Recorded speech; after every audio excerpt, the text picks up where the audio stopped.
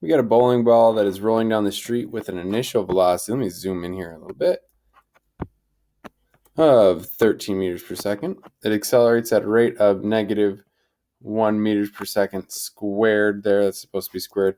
How far does it travel in? So how far, that's our displacement, does it travel in 3.7 seconds? All right, I'm going to go ahead and start off with a list here. It tells me the initial velocity right there, v naught, is equal to 13 meters per second. We know our acceleration is negative 1 meter per second squared. We're looking for how far it went. That's our displacement, delta x. And we have our time, 3.7 seconds. All right, so when I look at my list, I have initial velocity, acceleration, displacement, and time. There's no mention of final velocity, so we're actually going to be using our first kinematic equation. Delta x is equal to v naught t plus 1/2 at squared. Let's go ahead and plug our numbers in there. This one's nice. We don't need to manipulate anything. It can just be solving. We got 13 times 3.7. Let me write that a little bit nicer.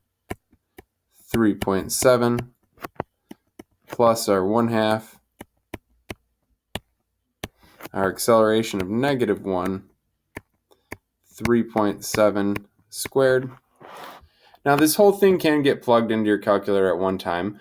If you're doing that, I always like to go ahead and add more parentheses in there just to make sure everything kind of sticks where it needs to go. So that's what we're going to do to solve for our displacement here, is plug it in at one big time. Double parenthesis, I'm going to plug it just the same exact way that I wrote it down.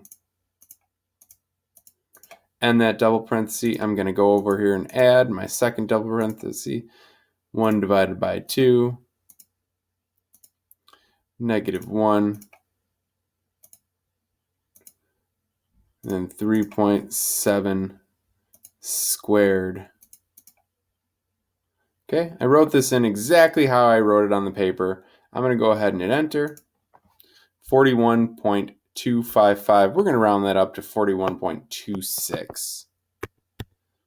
41.26 meters.